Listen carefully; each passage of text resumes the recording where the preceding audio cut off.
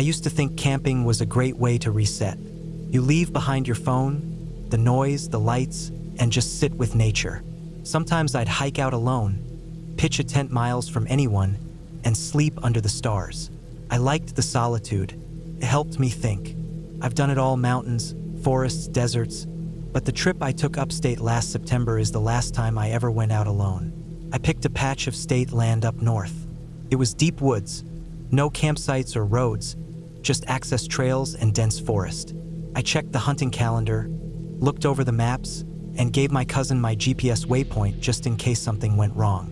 I packed light but smart: tent, bear canister, first aid kit, extra layers, and my fixed blade knife I always brought.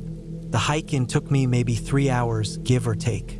The weather was nice, cool air but dry, the kind of crisp that smells clean when you breathe it in. I followed a winding trail that broke off from a logging path. I remember thinking how quiet it was, like the trees' muffled sound. No birdsong, no bugs humming, just the crunch of boots on packed dirt and the wind stirring the canopy. I took that as a good sign. I set up camp on a rise that gave me a view of the ravine below. Thick trees, a stream cutting through rock, and no signs of recent campers. I found a good spot between 2 pines, cleared the leaves, laid my tarp, and pitched the tent. I had time before dark, so I built a small ring of rocks for a fire, though I didn't light one. I'd read about forest fire risks getting worse, and even though there was no ban posted, I figured it was better not to push it. I cooked on my camp stove, ate beef jerky and rice, then packed up everything to keep scent to a minimum. I climbed into the tent and tried to fall asleep to the sound of nothing. Around midnight, I heard something. It wasn't anything big, just a snap. A twig maybe, could have been a raccoon, but my body locked up for a second like it knew something I didn't. I laid still, listening. Another crack, then silence, then a softer sound like something brushing up against branches.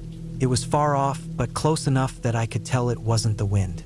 The thing about silence is, once it's broken, you hear everything. I laid there a long time until I dozed off again. Morning came gray and cold.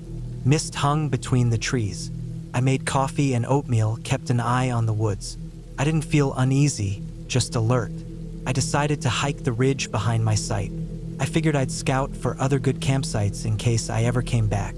I packed a day bag, clipped my knife to my hip, and headed off up the slope. The terrain got steep, and the ground soft from leaf buildup and recent rain. I climbed about an hour before stopping to rest. While I sat on a rock catching my breath, I noticed something strange. Somewhere down in the woods to my right, there was movement. Person, maybe. I couldn't see clearly, but there was a break in the trees, and something passed through it. Upright, fast, and dark. Could have been a hiker. Could have been a deer. I waited, watching, but nothing else moved. I turned back and got to camp by early afternoon. Everything was the same, just how I'd left it. But I couldn't shake the feeling I wasn't alone anymore. There was no real reason for it. I didn't see boot tracks, didn't hear voices. Still, something felt off. I stayed close to camp the rest of the day. Sharpened sticks, checked my gear again. Not out of fear, just preparation. I went to bed early, knife inside the tent next to me. I woke up to the sound of something brushing the tent wall. Not once. Not accidentally. It was slow, deliberate, like someone dragging their hand along the outside. I didn't move. I didn't even breathe loud. I just laid there, knife in hand, trying to listen through the blood pounding in my ears. After a few seconds, it stopped. I heard soft footfalls moving away into the woods. Not running, walking, calm. I waited a long time before unzipping the tent. I stepped out barefoot, my knife gripped tight, scanning the dark. My breath fogged in the cold air. I crouched and checked around the tent. No tracks. The dirt was packed too hard. I stayed up till dawn with my back against the tree closest to the tent, knife across my lap. That morning, I made the call to hike out early. I didn't want to make a big deal about it. I just packed up, left no trace, and started down the way I came. But as I hiked, I noticed something that didn't make sense. About half a mile from camp, just off the trail, I found a piece of cloth. Camo pattern, frayed edge like it had been torn. I picked it up and saw a little dried blood on the corner. Not fresh, but not old either. I dropped it and kept walking. The trail was harder to follow than it should have been. I'd marked trees with little pieces of bright orange tape, but a lot of them were missing. Not all, just enough to throw me off. I remembered the turns well enough, but it slowed me down. The sun was starting to drop behind the trees when I realized something else. Someone was following me. I didn't hear them at first. It was the feeling again, that gut-tightening sense of being watched. Then I caught movement in my periphery, a shadow slipping behind a tree. I didn't turn around. I just picked up the pace. The trail widened and I started jogging.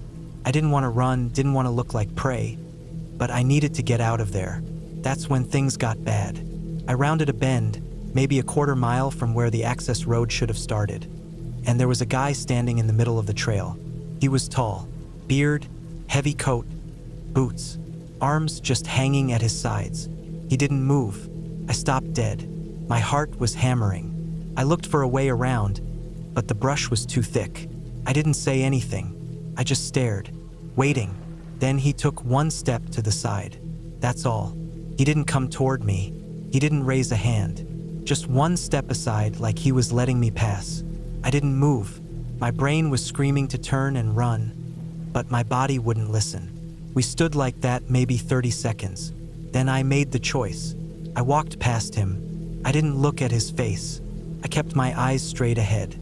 When I got even with him, I could feel his eyes on me. He was only 3 feet away. I could smell his coat, damp and musty like old wood. I kept walking, didn't run, not yet. But when I rounded the next corner, I bolted. I ran harder than I have in my life. I don't know if he followed. I didn't look back. I got to the road and didn't stop until I saw my car. I threw my pack in the back, jumped in, and locked the doors. My hands were shaking so bad I could barely get the key in the ignition. I didn't sleep when I got home. I sat in the living room with the lights on, holding that knife like it could do anything now. I told my cousin the trip was fine, said I just cut it short because the weather turned. A week later, I saw something on a local forum. Someone posted asking if anyone had hiked that same patch of woods. Said they'd found a shredded tent and food scattered around. No blood, no signs of a fight, just signs someone had left in a hurry. The comments were full of theories, bears, squatters, pranksters, but one reply stuck with me. It said, "That de-escalated quickly." The words hit me hard. It wasn't the usual joke. It was serious. Someone else had seen what I saw. Maybe worse. Maybe they hadn't gotten lucky like I did. Maybe the guy in the coat didn't step aside for them. I never went back. I still think about that moment, how it all changed so fast. One second I was walking out like I always did, and the next I was in some kind of sick game I didn't understand. A man in the woods waiting, not attacking, just watching, like he wanted me to know he could, but didn't, like that was the point. I'll never understand what he wanted, but I'll tell you this. Some people go out there not to hike or hunt or live off-grid. They go out there because they know no one's coming for you. There are no cameras, no cell towers, no help. I didn't die out there. Nothing happened to me physically, but that trip cut something out of me. The peace I used to find in the woods is gone, replaced by a quiet fear I can't shake. A reminder that some lines get crossed without warning, and some people don't need a reason. They just need you alone. And if you're lucky, they let you leave. I had no idea what I was getting myself into when I decided to go camping alone that weekend. A small, quiet trip to get away from everything, clear my head. Just me, my gear, and the wilderness. The day I arrived at the campsite, the weather was perfect. Sunny, not a cloud in the sky, a light breeze keeping the air cool. The campsite was nestled in the woods, far enough from the main road that I knew I wouldn't be disturbed. I liked it that way. There was a lake nearby, the kind of place where you could spend hours just sitting by the shore, lost in thought. Setting up my tent was quick. I made sure to stake everything down properly, just in case the wind picked up later.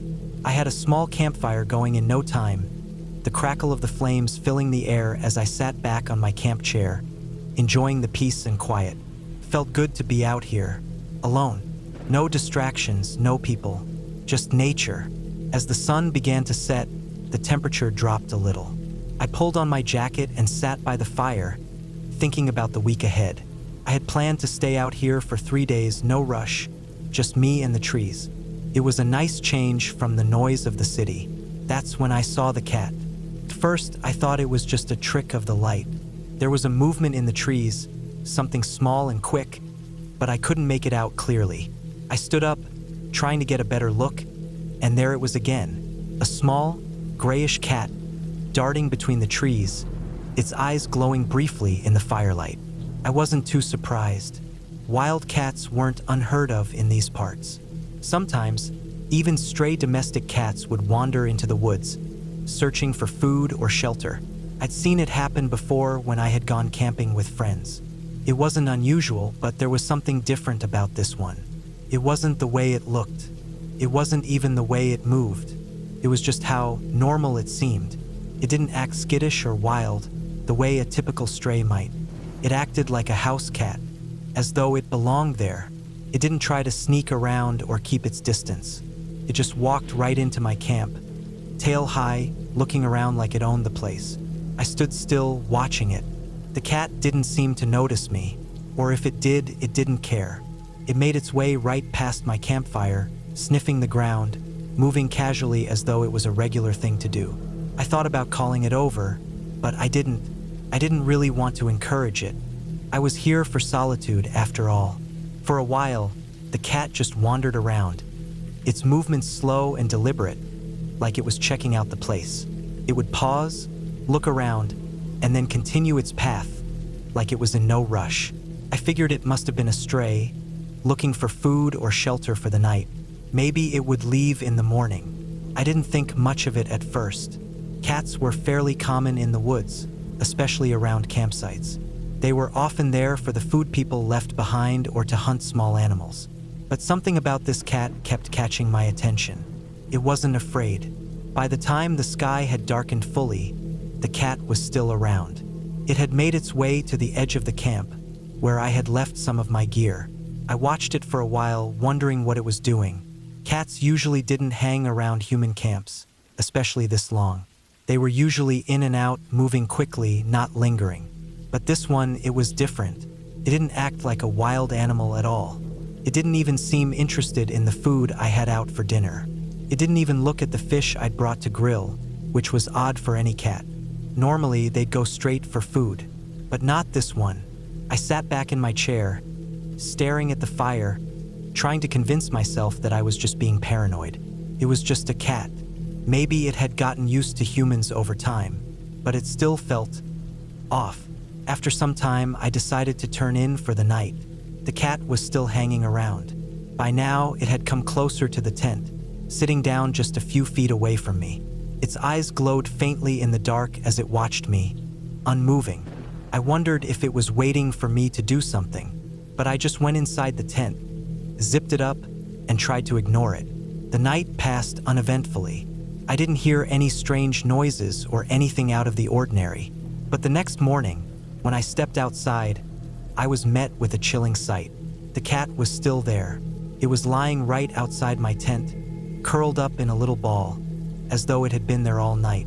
I didn't remember hearing it, but I also didn't really remember much after I crawled into my sleeping bag. I stood there for a few moments, trying to make sense of what I was seeing. The cat didn't move, didn't even acknowledge my presence. It just lay there, its fur ruffled from the night's cold air. Something about it was still bothering me. It had spent the whole night here.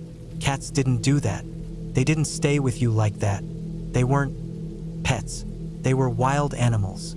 But this one, it seemed so calm, too normal. As I bent down to pack up my things, the cat stood up and stretched. It didn't jump or move quickly, just slowly and deliberately, like it had all the time in the world. Then, it turned and walked off into the woods, just like it had the day before. I shook my head, trying to dismiss the strange feeling gnawing at me. Maybe it was just lonely. Maybe it was used to people. I couldn't let myself get paranoid. It was just a cat. The next day, though, it came back. And again, It acted like nothing was unusual. It walked right into my camp, its tail held high, completely unbothered by my presence. It didn't try to avoid me or hide. It just moved through the camp like it belonged there, and then sat down by the fire as though waiting for something. I watched it for a while, trying to decide if I should leave, but I didn't want to pack up early. I liked the camp. I liked the quiet, so I stayed, but something felt wrong. I couldn't shake the feeling that the cat was watching me. It wasn't until the third night, when I woke up in the middle of the night, that I realized just how wrong it was. I had fallen asleep with the tent flaps slightly open, just enough to feel the cool night air. I woke up with a start, feeling like I wasn't alone. Took a moment for my eyes to adjust to the darkness. Then I saw it, the cat. It was sitting at the edge of my tent, staring at me. It was as if it had been waiting for me to wake up. Its eyes glowed faintly in the dark, and it didn't move when I shifted in my sleeping bag. It just stared at me. I couldn't understand it. Why was it still here? Why hadn't it left? I stared back at the cat, trying to make sense of everything. I had never heard it before, not once. It hadn't made a sound. It hadn't even tried to make itself known. It had simply watched. I realized then that it hadn't just been the past couple of days. It had been there every night, watching me. That was the moment I understood. The cat wasn't just a random stray. It had been following me. It had been there the whole time, watching, waiting, like it had a purpose. Something about it felt wrong, unnatural. I couldn't explain it, but it was there, deep in my gut. The same feeling that had been gnawing at me since the first time I saw it.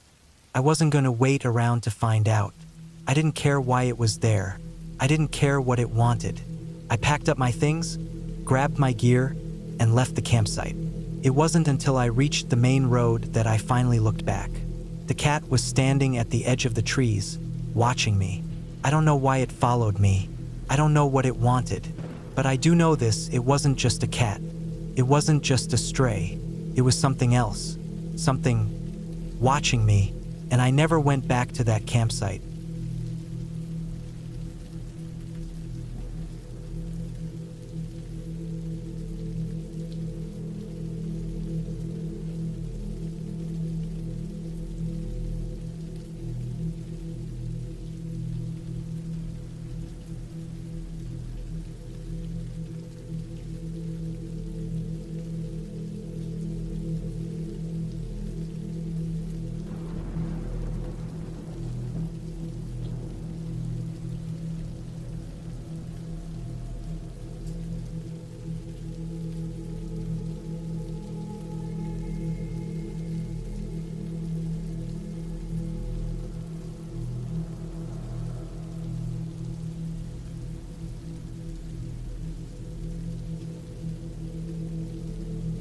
I had been planning a solo camping trip for a while.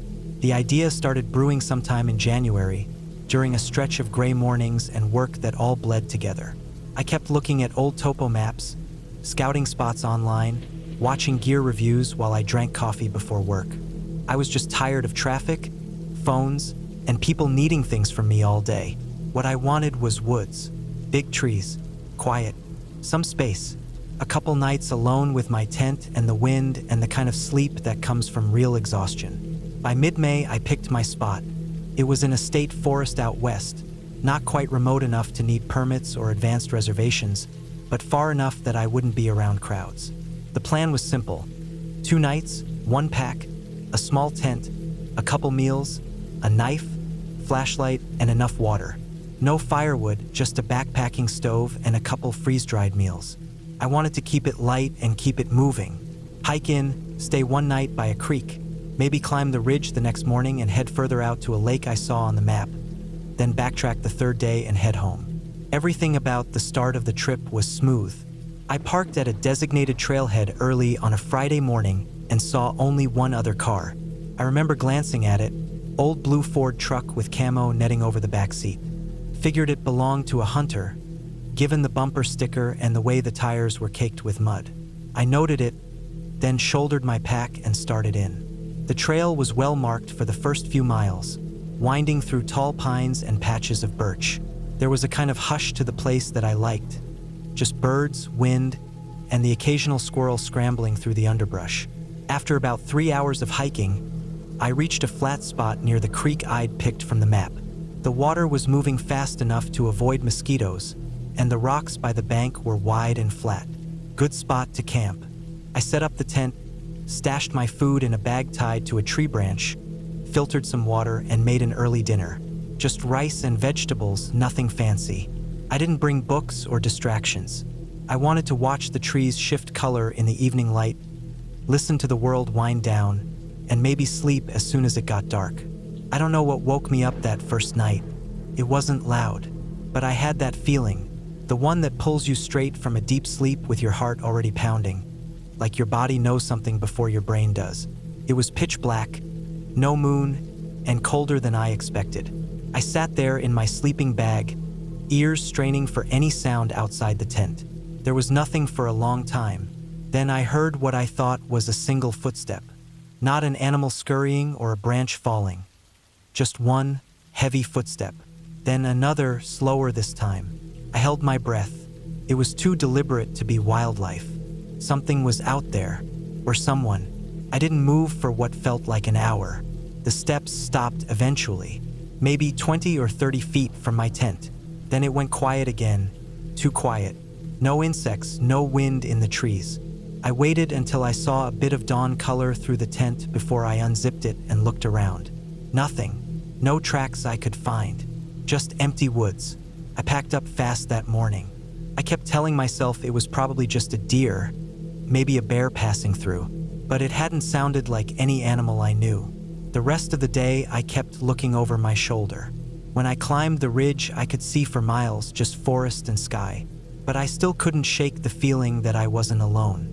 When I got to the lake that afternoon, I found signs of people, boot prints near the shore and an old fire ring. I figured some other campers had passed through recently, maybe hunters. I thought about heading further, but decided to stay close to the water, thinking I'd sleep better with the open space around me. As I was setting up my tent again, I heard voices. I couldn't make out words, just low, deep tones, like 2 or 3 men talking quietly. I froze. The sound was coming from deeper in the woods, not along the trail. I ducked behind a log and waited. Then I saw them, 3 guys, maybe in their 40s or 50s, all in camouflage. One had a rifle slung over his back. They didn't look like hikers. They moved too deliberately, like they knew the area well. I stayed hidden until they were out of sight. For a moment, I thought about leaving right then. But I'd been hiking all day, and it would be almost dark soon. I figured I'd stay one more night and leave early the next morning. That night, I barely slept. I kept waking up to every snap of a twig, every gust of wind.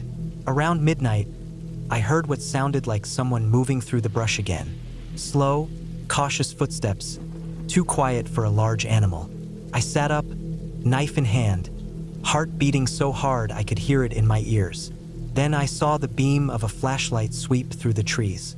It wasn't pointed at my tent directly, but it passed close enough that I could see the silhouette of a man holding it. He didn't speak, didn't call out, just slowly moved past. I waited until dawn again, then packed up and started moving fast. No breakfast, no coffee. I just wanted to get out. I was maybe 5 miles from the trailhead when I heard the truck. Not on a road, just the sound of an engine revving off in the woods, like someone driving through the forest itself. I ducked low, listening. Then I saw it, the same blue truck from the trailhead. It was off the main path, parked in a small clearing. One of the men from the night before was standing outside of it, smoking. I tried to skirt around without being seen, but I must have stepped on a branch or moved too fast. The man turned. I kept walking like I hadn't noticed. That's when he shouted something, but I didn't respond. I just kept going. Then I heard fast footsteps behind me. I turned and saw 2 of the men following me. Not running, but with a kind of speed and purpose that made my stomach drop. I kept walking faster. One of them called out again. I still didn't turn around. Then they started jogging. My brain screamed to run, but my legs didn't listen fast enough. One of them caught up and grabbed my pack strap. I turned, panicked, and swung my arm to get free. He let go, but now all 3 were around me. They didn't say anything at first. They just stood there, looking at me. One of them reached slowly into his coat and pulled something out. I backed up a step, heart racing, but it wasn't a weapon. It was a badge. He was law enforcement, forest patrol or something like that. Turns out they had been tracking someone. They explained it slowly, piece by piece, while scanning the woods around us. Apparently, a man wanted in connection with 2 disappearances had been seen in this part of the state forest. They had been sent out in plain clothes, using the truck to patrol old logging roads. The guy they were after was known to camp off-trail, stay quiet, move at night. He fit the general description of a loner backpacker. They said they'd been watching me for over a day. First, they weren't sure. I looked like a normal camper, but when I moved further out, stayed alone, and kept changing my setup, they worried I was trying to avoid detection. That's why they approached me carefully. They didn't want to spook someone who could be dangerous. When they realized I was just a guy with a backpack and some rice packets, they backed off. One of them even apologized. They offered me a ride out, but I declined. I just wanted to finish the hike and get to my car. The rest of the way out was uneventful. I kept thinking about how scared I'd been, how fast things had shifted. Those men went from terrifying to protective in seconds. I guess sometimes when people don't explain themselves right away, you fill in the blanks with your worst fears. When I finally reached the trailhead, their truck was gone. Mine was just as I left it. I got in, sat for a while with the engine running, and stared at the tree line. I don't know if they ever found the guy they were looking for, but that experience stayed with me.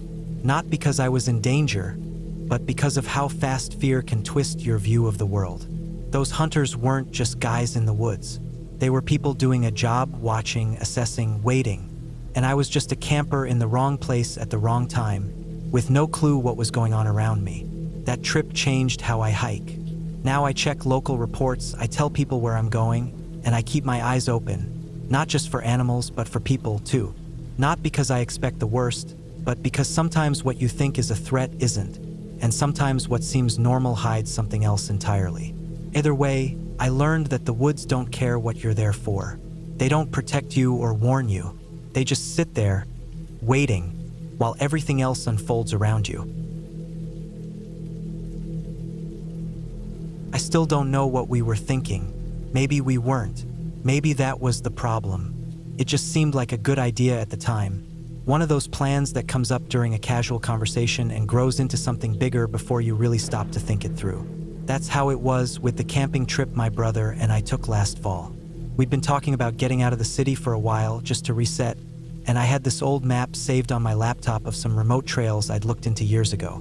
There was a section in the northeast part of the state, past the main parks and campgrounds, not technically private land, but far enough from anything that you'd probably never see another soul out there. It was perfect, or at least that's what we thought. We left on a Thursday morning in early October. The air was just starting to turn cool, and the trees were beginning to change color. We packed the truck with everything we thought we'd need: tents, sleeping bags, gear, food, water filters, a small propane stove, and a few knives for safety. Nothing fancy, just enough to keep us going for 4 days. The plan was to drive as far north as we could, leave the truck somewhere hidden off a service road, and hike the rest of the way in on foot. We had GPS downloads saved on our phones and a compass just in case. My brother even printed out a copy of the trail map from a forum that hadn't been updated since 2015. I should have taken that as a sign. The first day went about as well as we could have hoped.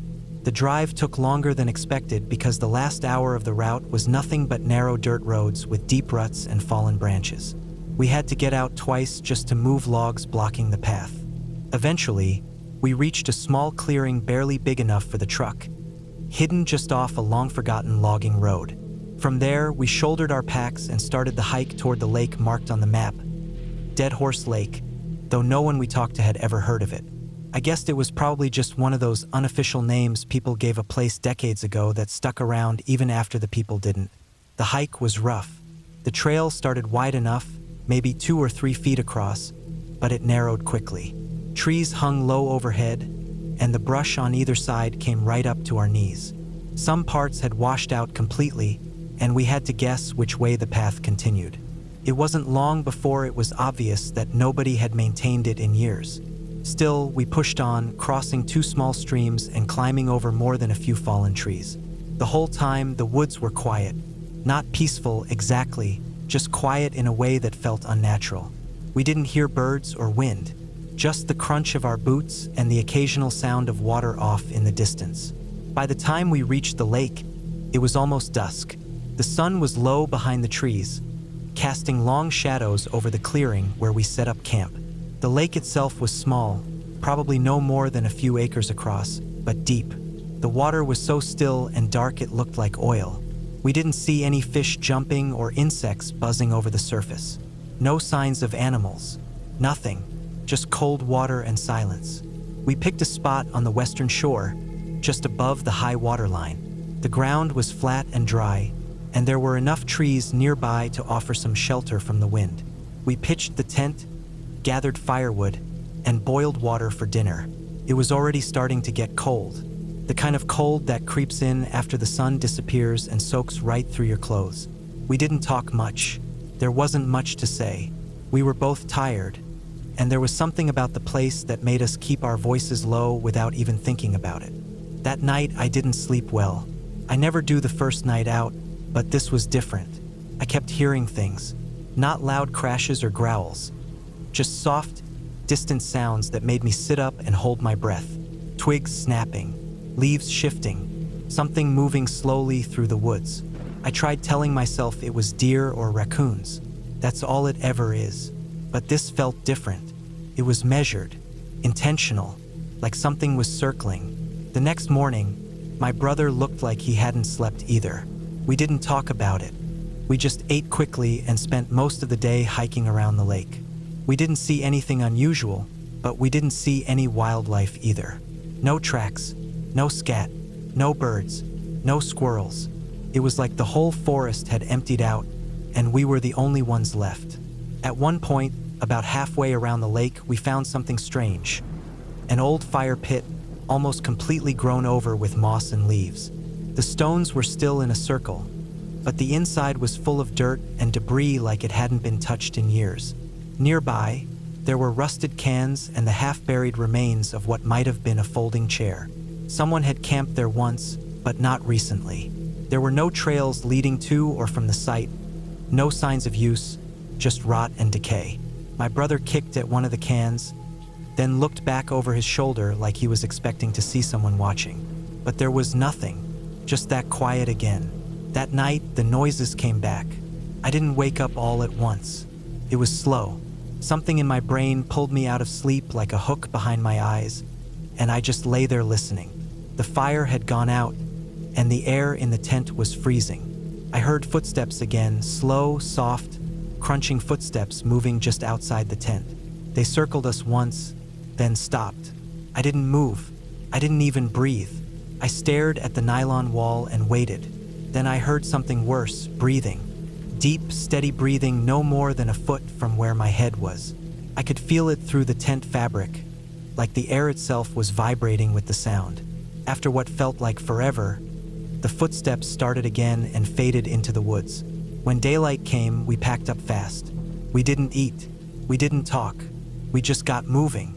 I tried to convince myself it was a dream, but when we stepped out of the tent, there were footprints in the dirt. Not animal tracks, boots. A single set of boot prints leading in from the trees, circling the tent, then heading back out the way they came. My brother saw them too. He didn't say anything, just looked at me with wide eyes and shouldered his pack. We decided to hike back to the truck. The plan had been to stay another night, but we both knew it wasn't worth the risk. We'd seen enough. The woods didn't want us there. The hike back was worse than the way in. Every few hundred feet, we stopped and listened. Sometimes we heard rustling behind us. Sometimes it felt like something was just out of sight, moving through the trees, keeping pace. We never saw anyone, never caught a glimpse, but the feeling of being watched never went away. About 2 miles from the truck, we found something hanging from a tree. It was a piece of red cloth, torn and dirty, tied to a low branch. It looked like a signal flag or a marker, but it hadn't been there on the way in. I was sure of that. There were scuff marks in the dirt below it. More boot prints, the same ones we'd seen outside the tent. When we finally made it back to the clearing where we'd left the truck, we found the doors open. Nothing was missing, but everything inside had been rummaged through. The glove box was open. The map was gone. Our extra gear was scattered on the ground like someone had been searching for something specific. There were more boot prints in the dirt, a different tread pattern than ours, bigger. We didn't wait. We threw our packs in the truck and drove. Fast. We didn't stop until we hit pavement, and even then, we didn't speak for nearly an hour. Eventually, we made it to a small gas station and called the local sheriff. They took a report but didn't sound interested. Said it was probably just squatters or some other campers passing through. But no one else was supposed to be out there. The road was gated 3 miles south of where we'd parked, and we never saw another vehicle the entire time. We never found out who it was, never got an explanation. But something happened out there, something that didn't make sense. Not in a supernatural way, just in a deeply human, deeply dangerous way. Someone was living out there, watching. Maybe more than one. Maybe they were just curious. Maybe they were waiting for something. We'll never know. And I don't want to. I haven't been camping since. Neither has my brother. We don't talk about it much anymore. Sometimes I still think about the sound of that breathing outside the tent. The way it didn't hurry, didn't run. Just stood there, calm, like it had all the time in the world. Like it wasn't afraid of us at all. I don't know what it wanted, but I know we were lucky to leave. And I know I won't be going back. Not ever. I went camping with my dad's friend once, and I still think about it when I'm trying to sleep. Not because anything crazy happened at first, not because of anything like ghosts or monsters or any of that crap, because something real happened. Something so quiet and normal that it didn't hit me until later how close I came to something really bad. How lucky I was. I can't tell anyone about it without sounding like I'm making too much of it. But I know what I saw, and I know what it felt like. Started because my dad couldn't go. He and his friend Rob had planned a weekend trip up north. They'd gone up there a few times over the years, camping in this forested stretch of state land near a lake. It wasn't an official campground, just this flat patch off a logging road surrounded by pine and birch, with a path to the lake where they used to fish. No services, no rangers, no cell signal. Rob liked it that way. They both did. My dad had even built this little makeshift table out of logs there over the years. He and Rob joked it was their spot.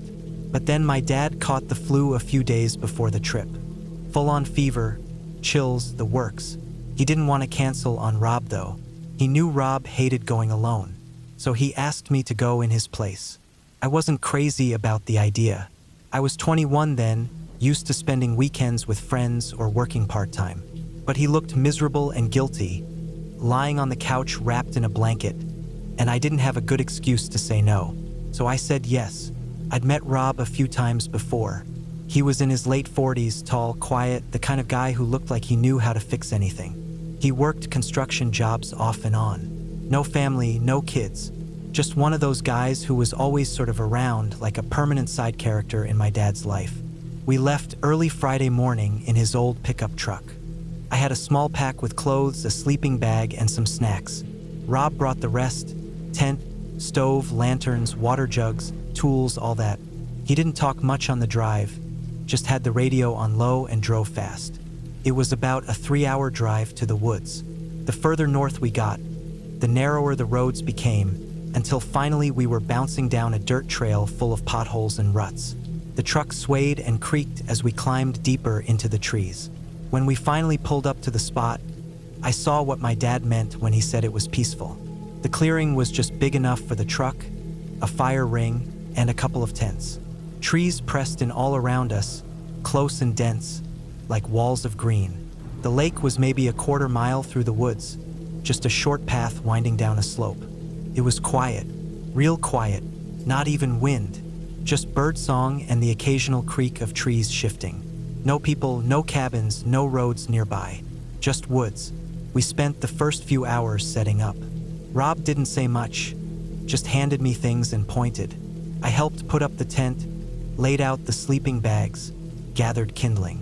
He built the fire like he'd done it 1,000 times before, stacking the logs with practiced hands. Once the tent was up and gear was unloaded, he cracked open a beer and sat by the fire pit while I walked around the edge of the clearing. I don't know why, but I was restless. I didn't like standing still there. That first night was uneventful. We ate beef stew from a can, warmed up on the camp stove. Rob had a few more beers.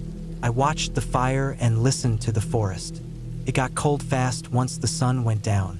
I wrapped myself in a hoodie and stared at the flames. There were no stars, too many clouds. No moon either, just black trees swaying, the fire snapping and hissing, and the occasional rustle in the underbrush. I went to bed early. The tent was small, just barely room for 2 sleeping bags. I lay there for a while with my eyes open, listening. Rob was snoring softly a few feet away. I kept hearing noises outside the tent. Twigs cracking, soft brushing sounds, but I told myself it was squirrels or raccoons, normal wood stuff. I finally fell asleep sometime after midnight. The second day was warmer, still cloudy. I woke up sore from sleeping on the ground, even with the foam pad. Rob was already up and tending the fire. He handed me a mug of instant coffee without saying anything. It was bitter and hot, and I drank it just to feel awake. We spent most of the day fishing. We hiked down to the lake with rods and a small cooler. The path was narrow and steep in places, and overgrown enough that we had to push through branches with our hands. I kept noticing how quiet it was again. No boats, no people on the water, just a still gray lake surrounded by thick trees. The kind of place that swallows sound. The fishing wasn't great. We caught a couple of small bass, nothing worth keeping. Rob didn't seem to care. He just sat on a rock and stared out across the water most of the time, barely talking. I tried making some small talk about school, about work, but he just nodded and grunted. Eventually, I gave up and fished in silence.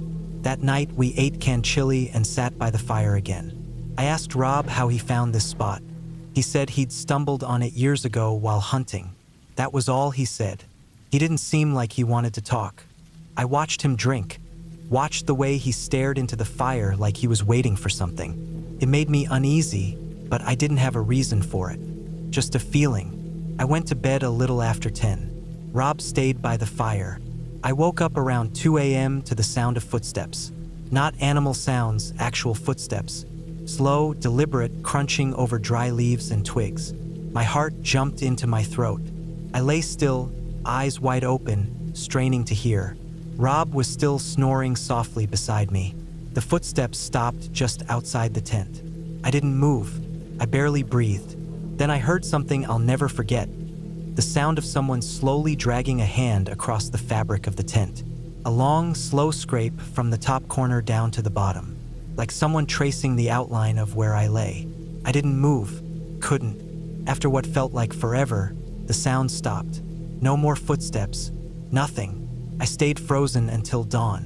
When the light finally started filtering through the tent fabric, I slowly unzipped the flap and looked out.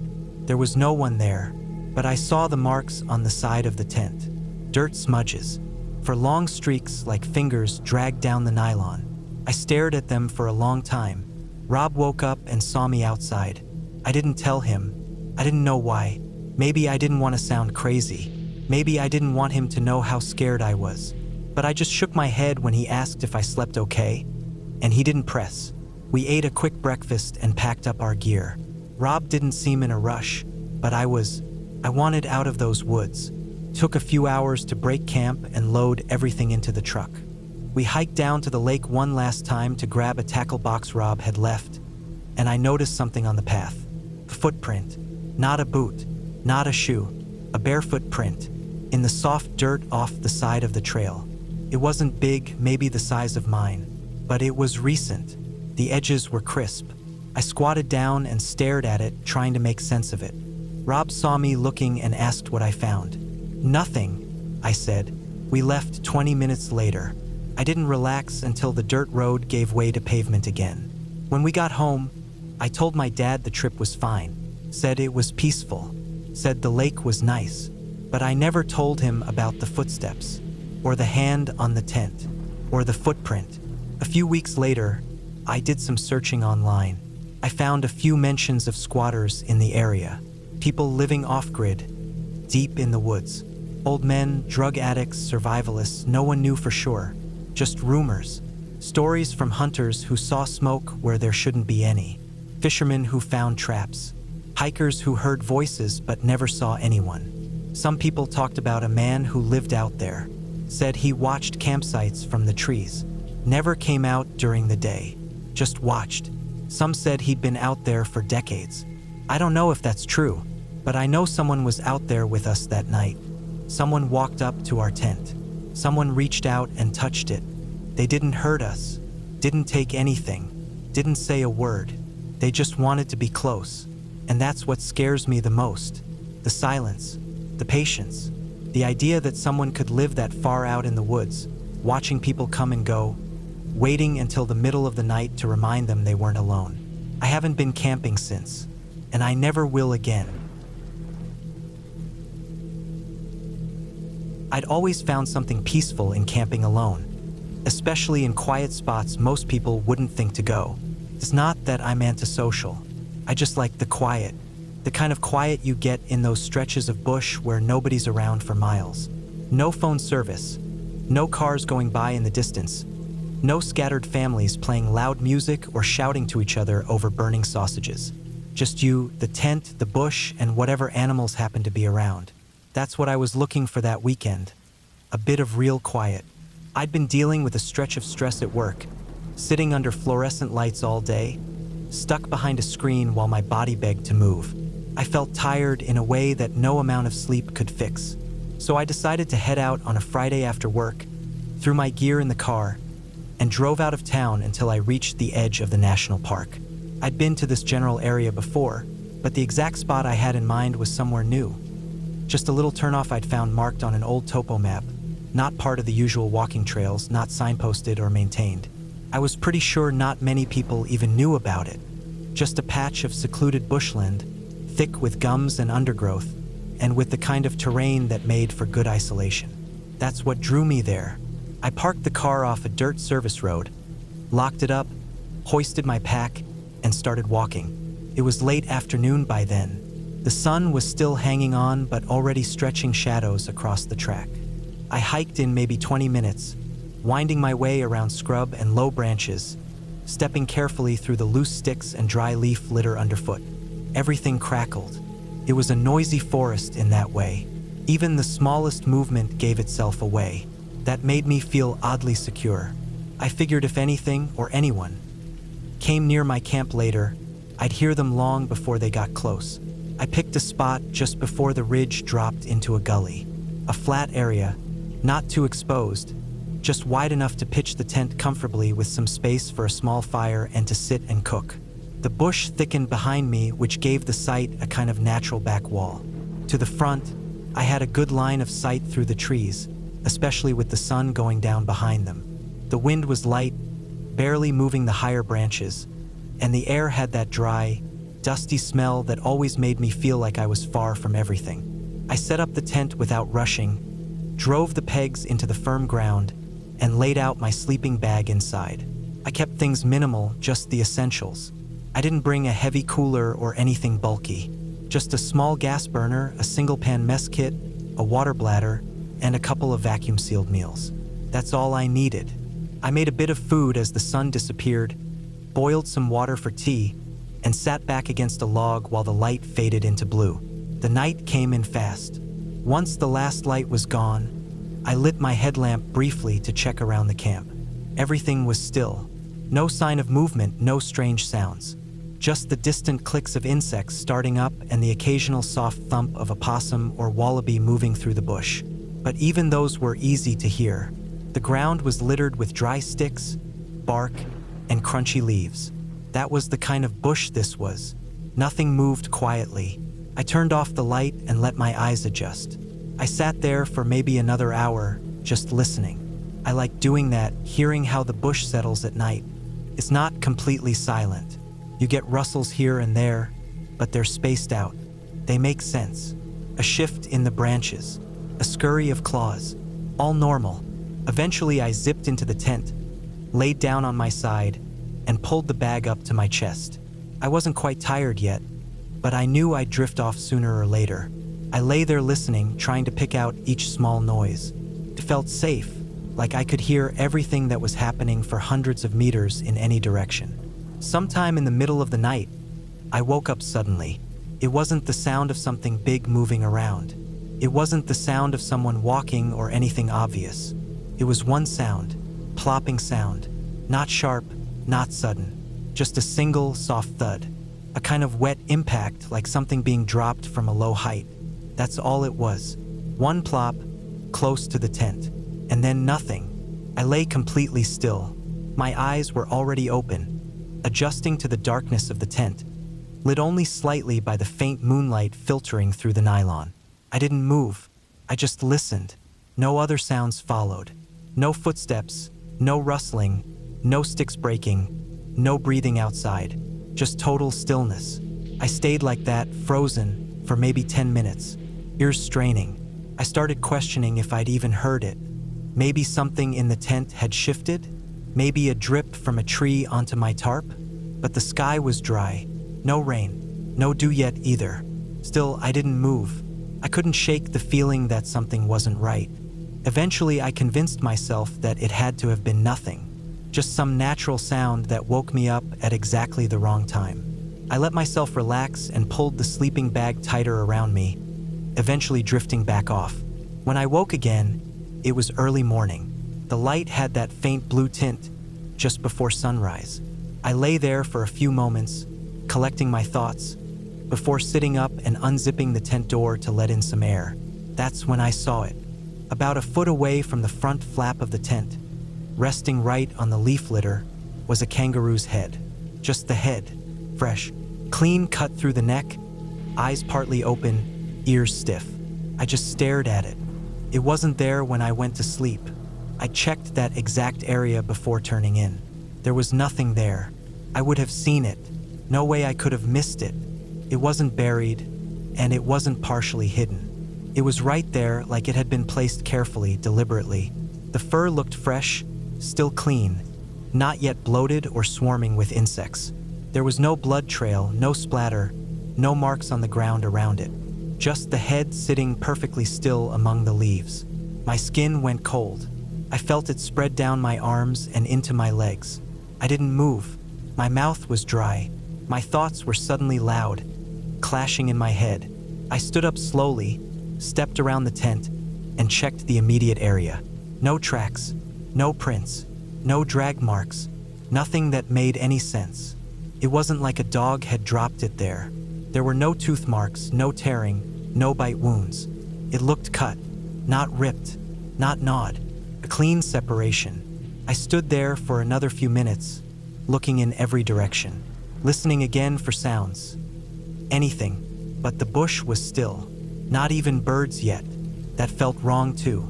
Usually there's at least some bird calls early in the morning, especially out here. Something about the stillness felt unnatural, even though I was telling myself over and over not to jump to conclusions. But no matter how I tried to rationalize it, no matter how many explanations I ran through, it didn't make sense. Kangaroo heads don't just appear out of nowhere in the night, dropped right beside a tent without a sound. The bush is too dry. Something would have made noise getting close. I would have heard it. And even if it was someone, some lunatic, some sick person out here playing games, how the hell did they get so close without making a sound? I started packing, fast. I didn't eat, didn't boil water. I shoved everything into my pack without folding or organizing. Tent came down in 2 minutes flat. My hands were shaking, and I dropped a peg at one point, had to dig around for it in the dirt with my fingers. I kept looking up every few seconds, scanning the tree line. When I was ready, I threw the pack over my shoulders and started moving. I didn't look back. I didn't touch the kangaroo head. I didn't want to get near it. The walkout felt longer than it should have. Every sound behind me made me whip my head around. Every creak in the trees set me on edge. I kept expecting to hear footsteps following behind me. I never did, but the quiet didn't make me feel safe anymore. It made me feel watched. When I finally reached the car and unlocked it, I threw the gear into the back, jumped into the driver's seat, and locked the doors. I didn't start the engine straight away. I just sat there, gripping the wheel, heart still pounding. Eventually, I pulled out, turned around, and drove back toward town. No music, no talking, just the sound of tires on dirt and then bitumen. I didn't tell anyone for a while, not because I thought they wouldn't believe me, just because I didn't know how to explain it. It wasn't dramatic. It wasn't loud. It wasn't a big chase or some terrifying confrontation. It was just quiet, something that shouldn't have happened, something I couldn't explain. I haven't been back to that area since. I still camp sometimes, but never alone anymore, never that far from people. And I always pick spots where the ground's soft, where sound doesn't carry so well, because I realize something out there. The quiet can lie to you, tells you you're alone when you're not. And sometimes you don't want to know who else is out there in the dark. I'd been planning a solo trip for a while, just to get off the grid and reset. Work had been wearing me down, and I hadn't had a real break in over a year. I wasn't looking for a popular trail, or even one that was particularly scenic. I just wanted solitude, real solitude, not the kind you find at campgrounds where someone's generator buzzes in the background and you can hear kids yelling down the trail.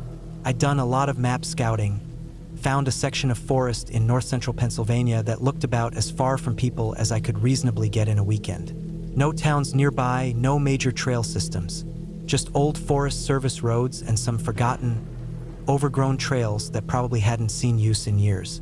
It looked perfect, just some forest, a creek winding through a narrow valley, and no reason for anyone else to be there. I loaded up the car and left early on a Friday. After a few hours on paved roads, I turned off onto a dirt Forest Service road that was rough and slow-going. I crawled along it for over an hour, barely hitting 10 miles per hour most of the time. No traffic, no tire tracks even. Eventually, I pulled off at a wide spot just big enough to park, locked the car, shouldered my pack, and started walking. The trail, if you could call it that, was barely visible. It looked like it hadn't been cleared in a decade. Brambles caught at my legs, and I had to stop every few minutes to brush spiderwebs off my face. There were no blazes, no signs, no cairns. Just the faintest depression in the underbrush that told me someone at some point had walked this way. I kept checking my GPS app to make sure I was still on the path, even though there wasn't really a path. I passed no one, heard no one. After the first mile or so, even the evidence of other people, boot prints, broken branches, snack wrappers, completely disappeared. The trail followed a creek, winding gradually uphill into a narrow valley. It wasn't easy hiking. The ground was rocky and uneven, roots twisted underfoot, and the whole thing tilted just enough to keep me off balance. The stream ran fast from the rain the day before, and the air still felt heavy with moisture. There wasn't much of a breeze, and everything smelled of wet moss, damp bark, and decomposing leaves. I was sweating pretty hard by the time I hit 5 or 6 miles in, and the sun had started to angle low through the trees. I wasn't looking for a specific spot to camp. I figured I'd stop when the light began to fade or when I found a place flat enough to pitch the tent without rolling downhill in my sleep. The trail bent around a cluster of fallen trees, and I heard the creek split ahead, the soft fork of water moving around rocks and sticks. That's when I saw it, just across the far side of the fork. A patch of open, level ground ringed with trees. Enough space for a tent or two. Looked perfect, but even from across the creek, I could see something was off. There was a tarp spread out near a fire ring, stone-lined, blackened in the center. Beside it was a log, maybe a foot in diameter, clearly chopped with an axe. The wood still looked fresh. The bark had that pale, freshly split look to it.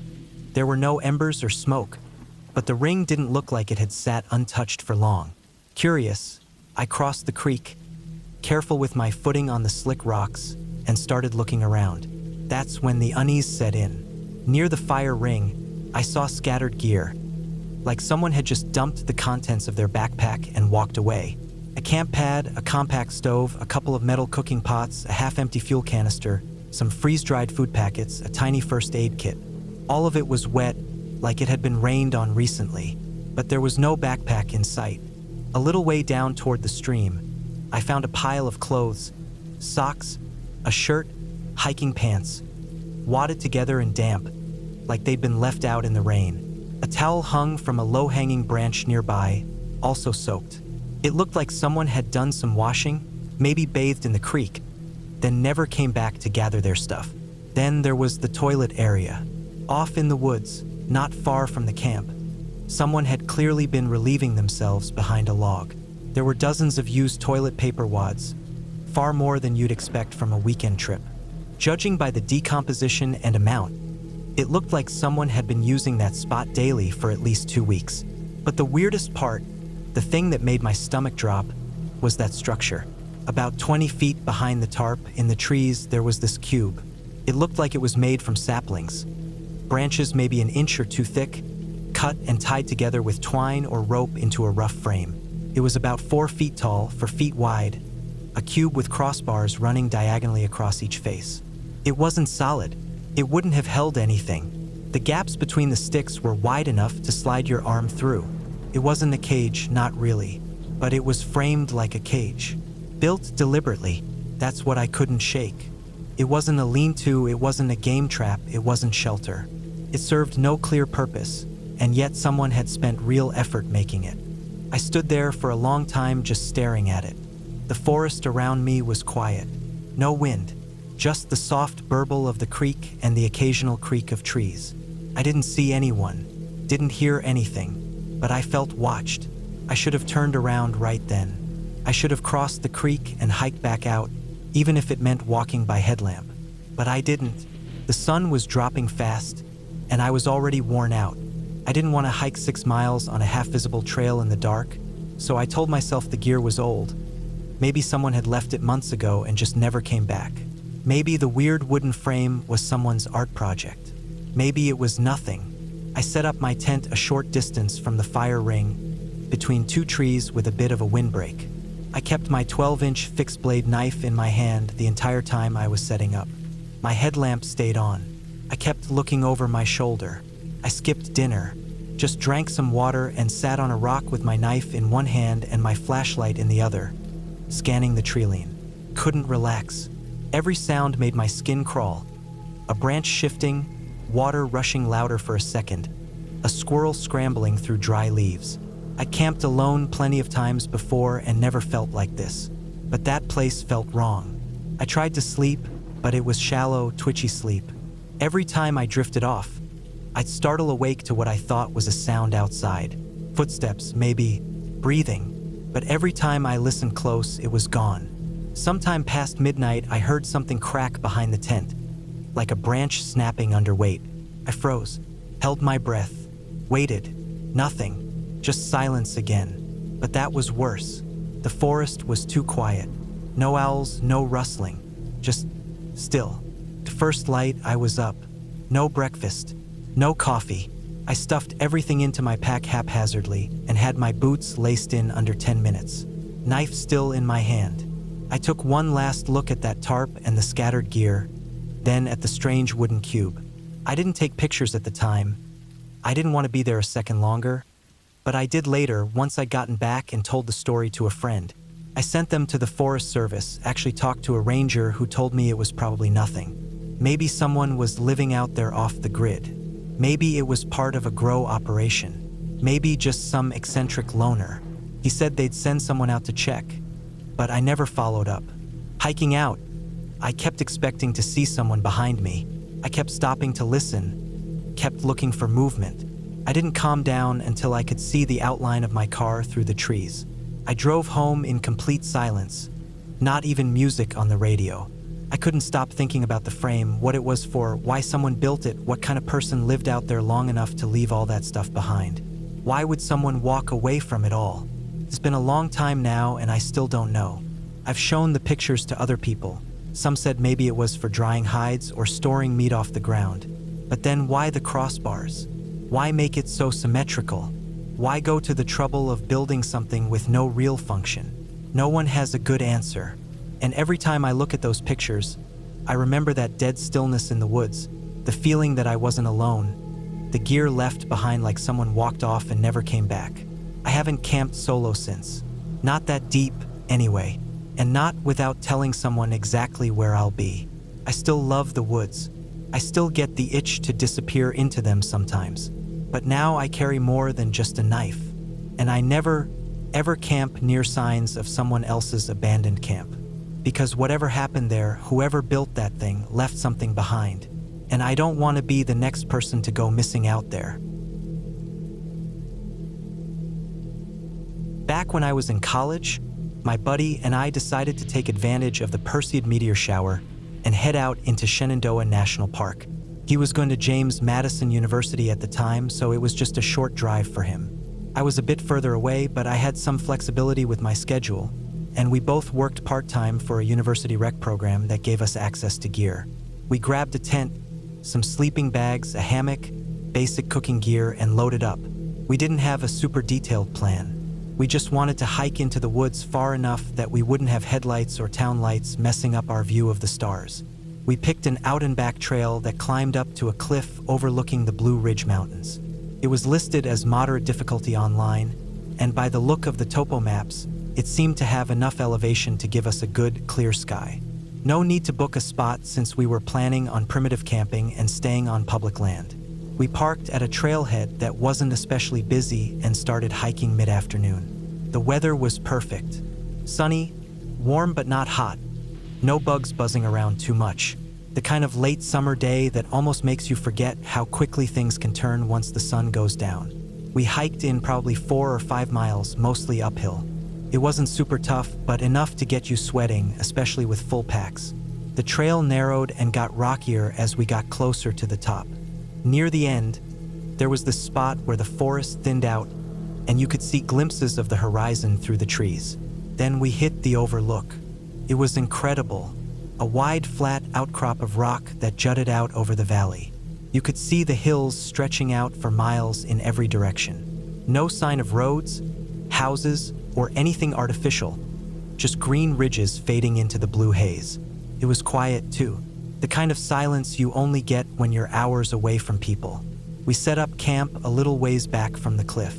I brought a small 2-person tent, and my buddy had one of those hammocks with the bug net and tarp combo. We found a spot with soft ground and enough trees for his setup. It didn't take long to get settled. We boiled some water, made a freeze-dried meal, then brought our camp chairs out to the edge of the rock and waited for nightfall. As the sun dropped, the stars came out fast. It was one of those nights where you could actually see the Milky Way. I'd never seen it that clearly before. The Perseids didn't disappoint either. Every few minutes, a bright streak would rip across the sky. Some of them left trails that lingered for seconds. We sat there for hours just staring up, barely talking, swatting the occasional mosquito but otherwise just soaking it all in. We must have gone to bed a little after 11. I remember thinking how quiet everything had gotten. No wind, no bugs chirping, just stillness. I climbed into my tent and zipped it up tight. It was one of those small dome tents with a full mesh ceiling under the rainfly. I left the fly off because it was a clear night and I wanted to fall asleep looking at the stars. It took me a while to drift off. My body was tired, but my mind was still active. Eventually, I must have fallen asleep because the next thing I remember was being awake again, staring at the inside of the tent and not sure what had stirred me. I couldn't see anything, no light at all, but I could hear something. It was a soft, irregular tapping. At first I thought maybe it was rain. I stayed still, listening, but it wasn't consistent enough for that. It didn't have the rhythm or the sound of droplets hitting the nylon. It was sharper, drier, like something brushing or landing lightly. Then I thought maybe it was wind knocking some twigs or leaves loose, but there was no wind.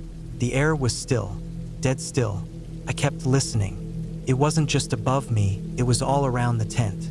Little taps on the ground, on the sides of the tent, and more of that faint brushing sound across the mesh above me. I lay frozen for a while, heart picking up speed. I was trying to think rationally.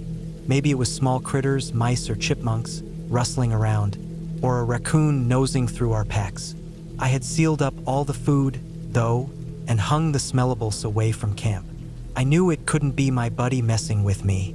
He was dead tired and snoring when I went to bed. After maybe 10 minutes of laying there and getting more and more uneasy, I finally grabbed my flashlight. It was just a small one, nothing high-powered, but it was enough. I clicked it on and shined it straight up through the mesh ceiling of the tent. That's when I saw them. Centipedes. Not just a few, not just a dozen, hundreds of them.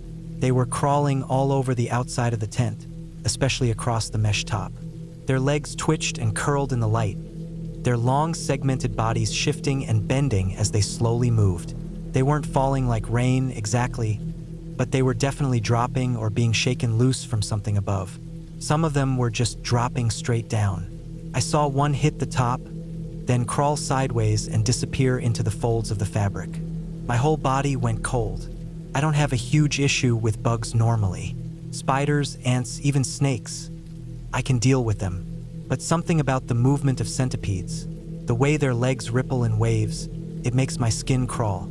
And to see them in that number, that close, while trapped in a thin nylon tent in the middle of the night, it was something else entirely. I laid there gripping my flashlight, watching them. I couldn't bring myself to move. I didn't want to touch the sides of the tent. I didn't want to shift in my sleeping bag. Every minute or two another one would plop down onto the rainfly and skitter across. Some fell all the way to the ground and I could hear their tiny limbs scrabbling across the fabric floor. A few even made their way inside. There were maybe 2 or 3 small ones wriggling around near the corners of the tent. I didn't sleep, not even close. I laid there with my headlamp on, flicking it around every time I heard movement. The hours dragged on. I thought about yelling for my buddy, but figured there wasn't anything he could do, and he was far enough away that it probably wasn't bothering him anyway. If they weren't swarming the trees above his hammock, he might have slept through the whole thing. By the time the first light started to come through the trees, I was exhausted. The tent was littered with dead centipedes. Some had died on their own, probably crushed or dehydrated. Others were still alive, twitching around the edges or clinging to the mesh. I unzipped the door and kicked my boots outside. I shook out every piece of gear, pulled the entire tent apart and beat the fabric against a rock to knock everything loose. When I stepped out onto the forest floor, it was the same thing. Dead centipedes everywhere. In the grass, on the rocks, even across the camp chairs. There must have been thousands of them in the area. I checked the trees and saw them there too. Dozens crawling up the bark or hiding in the nooks of the trunk. It was like they'd emerged overnight, moved en masse through our camp, and were now slowly dying or hiding again. My buddy woke up about 20 minutes later, stretched, looked at me, and said something about how great he slept. I just stared at him. He hadn't seen a single one. No bugs near his hammock, no movement above his tarp. Whatever it was about that tent, or maybe that patch of ground, had drawn them in. I didn't have a good explanation. We didn't see anything like that on the hike in, no swarms, no dead ones, no warning signs. The day before had been dry and sunny. I know some insects move en masse after storms or for mating, but we weren't near water, and it hadn't rained for a couple days. Maybe they'd been nesting in the trees above my tent and just happened to drop during the night. Maybe something triggered them, heat, light, who knows. We packed up quick. I didn't eat breakfast. I just wanted to get moving. We hiked out in silence for most of the first couple miles. I kept checking the ground, the trees, my boots. Every time I brushed against a leaf, I flinched. I could still feel the sensation of those legs moving, even though I wasn't being touched, like phantom bugs crawling over my arms and neck. By the time we made it back to the car, I was wiped out. Not physically, but mentally. That night stayed with me for a long time. I stopped using tents with mesh ceilings after that, switched to solid fabric or hammocks with full enclosures. I also started checking trees above me more closely before setting up camp, not just for widowmakers or branches, but for bugs, nests, movement. I don't tell that story often because people laugh. They think bugs are no big deal, but when you're miles from anywhere, no signal, no backup, and you're laying alone in the dark with hundreds of crawling insects swarming above and around you, there's something primal about the panic that sets in. You feel helpless. You feel invaded, trapped in the middle of nowhere by something you never even thought to be afraid of. I still camp. I still go out for the meteor showers when I can. But I always pick my spots more carefully now. And I always check the trees.